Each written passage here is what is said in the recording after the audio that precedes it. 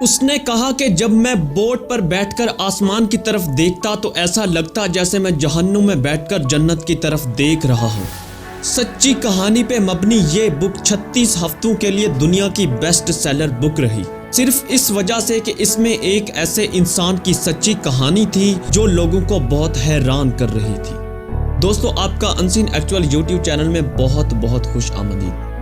Viewers, आपकी life में ऐसा बहुत बार हुआ होगा कि आपने एक फैसला लिया लेकिन उसके बुरे नताइज के बाद आपको लगा होगा कि अगर मैं ये ना करता तो ऐसा ना होता। वो शख्स जिसकी आज मैं आपको स्टोरी बताने वाला हूँ, उसने भी फैसला करके ऐसा ही सोचा, लेकिन यहाँ पे वो इंसान आप में से अक्सर लोगों से कहीं आगे था। उससे गलत फैसला तो हुआ लेकिन उसने हिम्मत नहीं हारी और फैसले के अल्टीमेट बुरे नतीजे को खुद अपनी मर्जी से बदल कर रख दिया। नाजरीन, जिस बुक की मैं बात कर रहा हूँ उसका नाम है एड्रिफ्ट। ये स्टोरी है 76 दिन समंदर में भटकने वाले, अपनी जिंदगी के लिए समंदर में लड़ने वाले और जिंदगी के इस भयानक हिस्से से लड़कर बाहर निकलकर बच आने वाले एक मजबूत शख्स की, जिसका नाम था स्टीवन कैलेहन। जून 1981 में स्टीवन कैलेहन यूनाइटेड स्टेट्स के रोड आइलैंड के पॉइंट न्यूपोर्ट से बरमूदा से गुजरते हुए इंग्लैंड तक जाता है। वो इंग्लैंड में होने वाली एक मिनी ट्रांजिट रेस में पार्टिसिपेट करता है। Mini transit race Atlantic Ocean में लगाई जाती है, जिसमें पार्टिसिपेट करने के लिए एक पार्टिसिपेंट को सिंगल हैंडल्डी बगैर कहीं रुके 1000 माइल बोट चलाने का एक्सपीरियंस होना चाहिए, या फिर पार्टिसिपेंट ने किसी मिनी रेगेटेस रेस में 1500 माइल बोट सिंगल हैंडल्डी बगैर कहीं रुके चलाई हो। यहाँ सिंगल हैंडल्डी का मतलब है कि एक ही बंदा कश्ती पर हो और वही कश्ती चला रहा हो। मिनी ट्रांजिट रेस का स्टार्ट फ्रांस से होता है और कैरिबियन में एंड होता है। इस रेस का ट्रैक तकरीबन 7450 किलोमीटर होता है जो सिंगल हैंडल्डी पूरा करना होता है। इसमें 6.5 मीटर लंबी बोट इस्तेमाल की जाती है। स्टीवन कैलेहन ने अपनी वाइफ और पड़ोसियों के साथ मिलकर रेस में हिस्सा लेने के लिए ये बोट बनाई थी, जिसका नाम रखा गया था नेपोलियन सोलो। 26 सितंबर 1981 को ये रेस स्टार्ट हुई, जिसमें 5 बोट्स ने हिस्सा लिया। जल्द ही एक खौफनाक तूफान आया और रेस में हिस्सा लेने वाली सारी बोट्स पानी में बह गईं। लेकिन खुशकिस्मती से स्टीवन कैलेहन बच गया। इसके बाद स्टीवन कैलेहन ने रेस वहीं छोड़ दी और स्पेन में पहली ब्रेक लगाई और अपनी बोट नेपोलियन सोलो को रिपेयर किया। व्यूअर्स, रेस तो अब खत्म हो चुकी थी। अब स्टीवन कैलेहन को अपने घर एंटीगुआ में जाना था और उसके पास ले दे के यही बोट बची थी। 28 जनवरी को स्टीवन कैलेहन अपनी फैमिली को लेटर लिखता है कि मैं 24 फरवरी को घर पहुंच जाऊंगा, लेकिन उसे ये कहां पता था कि उसके साथ क्या होने वाला है। एंटीगुआ से उसके घर तक का सफर राउंड अबाउट 25 दिन का था। व्यूअर्स, याद रहे कि स्टीवन कैलेहन ने बोट पे अपनी जरूरत की तमाम चीजें पूरी करके रखी थी। पहला हफ्ता तो बहुत ही अच्छे से और आराम से गुजर गया। इस पहले हफ्ते में उसने अपनी बोट पर बुक्स पढ़ी, लिखता रहा, ड्राइंग्स की और फोटोग्राफी की। लेकिन एक हफ्ते के बाद स्टोरी बहुत ही भयानक होना शुरू हो गई।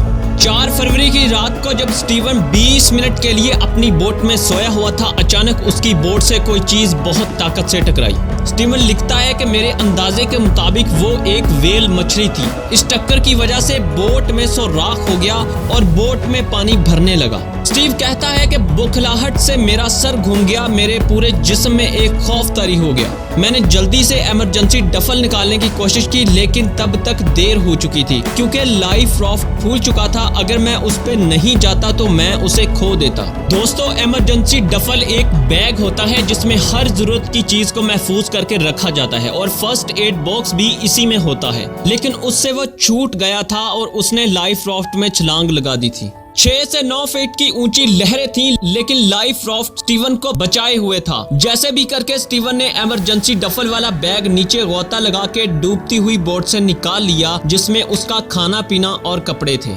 वो अब अपने स्टार्टिंग पॉइंट से 800 माइल्स दूर था और उसके सबसे करीब शिपिंग लेबल भी 450 माइल्स दूर था। वो खाने के लिए समंदर में मिलने वाली मछलियां पकड़ के खाता और बारिशों का पानी जमा करता था और समंदर के थोड़े से पानी को पूरा दिन डीसैलिनेट करके पी लेता था।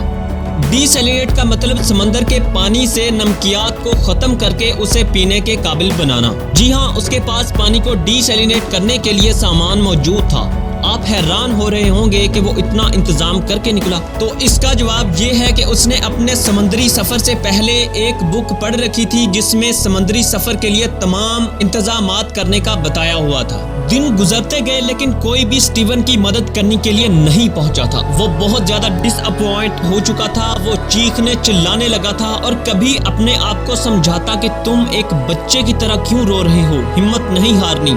15 मार्च को 43 दिन उसे समंदर में हो चुके थे और फिर उसके साथ वो हुआ जो शायद आपको भी दुखी कर देगा। हुआ ये कि किसी चीज ने उसकी लाइफ राफ्ट के नीचे से उसमें 4 इंच का सुराख कर दिया, जिससे पानी अंदर आने लग गया और हालात और बदतर हो गए। वो बहुत घबरा गया। उसे यकीन होने लग गया कि अब तो मैं नहीं बचूंगा। हर रोज राफ्ट में उस सुराख के जरिए पानी भरता रहता और स्टीवन पानी को निकालता रहता और साथ में उस होल को बंद करने के लिए तकरीब सोचता रहता। स्टीवन को 1 हफ्ता लगा उस होल को सेट करने में, लेकिन होल सही नहीं हो रहा था, बल्कि जब वो उसे ठीक करने के लिए पानी के अंदर हाथ डालता तो शार्क्स का हमला करने का खतरा भी बढ़ जाता। स्टीवन बहुत घबरा गया था और टेंशन के अटैक आने लग गए कि अब कैसे बच पाऊंगा। अगर वो कोई सोल्यूशन नहीं ढूंढता तो ये उसका आखिरी दिन होता, लेकिन फिर उसने उसका सोल्यूशन ढूंढ ही लिया। उसके पास कुछ टूल्स थे जिसके ऊपर नायलॉन के कपड़े लपेटकर होल में फंसा दिया, जो परफेक्टली उस सुराख में फिट बैठ गया। 9 मार्च को स्टीवन की फैमिली ने वावेला करना शुरू कर दिया और कोस्टल गार्ड्स को बताया कि उनका बेटा ओशन में कहीं खो गया है। स्टीवन को ढूंढने के लिए सर्च ऑपरेशन स्टार्ट किया गया। बहुत जल्द कोस्टल गार्ड्स को स्टीवन की डूबी हुई बोट नेपोलियन सोलो मिल गई, लेकिन सर्च टीम के कम होने की वजह से वो स्टीवन को ढूंढ नहीं पाए। 1 अप्रैल को कैलेहन का बड़ा भाई हवाई से सर्च ऑपरेशन साइट पर आ गया। टेक्नोलॉजी एंड एक्सपर्ट को यूज करके अंदाजा लगाया गया कि स्टीवन एंटीगुआ के 100 माइल्स के अंदर ही कहीं है, लेकिन ढूंढने से वो वहां भी नहीं मिला। फैमिली ने कहा कि सैटेलाइट से देखें प्लीज, लेकिन स्पोक्समैन ने कहा कि सैटेलाइट्स अवेलेबल नहीं है। 21 अप्रैल 12:30 पे कैलेहन फैमिली का टेलीफोन रिंग करता है और उन्हें खबर दी जाती है कि स्टीवन को पिक कर लिया गया है। दोस्तों, आप सुन के हैरान रह जाओगे कि स्टीवन का 40 पाउंड मींस 18 किलोग्राम वेट कम हो चुका था। वो मिला कुछ ऐसे कि स्टीवन 20 अप्रैल की नाइट को उठा तो वो देखकर बहुत खुश हुआ कि करीब 10 किलोमीटर दूर एक आइलैंड नजर आ रहा था। समुद्री परिंदे उसके ऊपर घूमना शुरू हो गए, जिससे वहां के मछेरे कोई बड़ी मछली समझ के आए और उन्हें वहां स्टीव मिल गया। दोस्तों, ये स्टीवन का 76 दिन बाद किसी जमीन पे पहला कदम था। उसके बाद स्टीवन 6 हफ्ते हॉस्पिटल में रहा जब तक रिकवर नहीं कर पाया, और फिर जैसे ही उसकी अनबिलीवेबल स्टोरी की खबर फैली तो स्टीवन के इंटरव्यूज की लाइन लग जाती है और इस तरह इस खौफनाक स्टोरी की हैप्पी एंडिंग हो जाती है। यहाँ पर अगर आपको मैं ये बताऊं कि दुनिया में एक ऐसा शख्स भी है जो समंदर में खो गया और 438 दिन तक बेयारो मददगार भटकता रहा और वो भी एक आइलैंड पे ही पहुंचा। उस पर्सन की स्टोरी इससे भी कहीं ज्यादा एडवेंचरस थी। अगर आप वो वीडियो देखना चाहते हो तो नीचे लिंक डिस्क्रिप्शन में मिल जाएगा। दोस्तों, ये मोटिवेशन से भरी स्टोरी हमें ये बताती है कि एक बार एक इंसान जब किसी चीज को ठान के उस पे अपने पक्के इरादे से जुट जाता है तो वो चीज आपको ऐसे मिलती है जैसे वो आपका ही कोई खोया हुआ हिस्सा था। आपने ये स्टोरी देखी, आपको कैसा लगा? क्या आप भी हमें कुछ कहना चाहते हैं तो हमसे शेयर करें, हम आपको रिप्लाई जरूर करेंगे। मिलते हैं इससे अगली लेकिन इंफॉर्मेशनल वीडियो के साथ।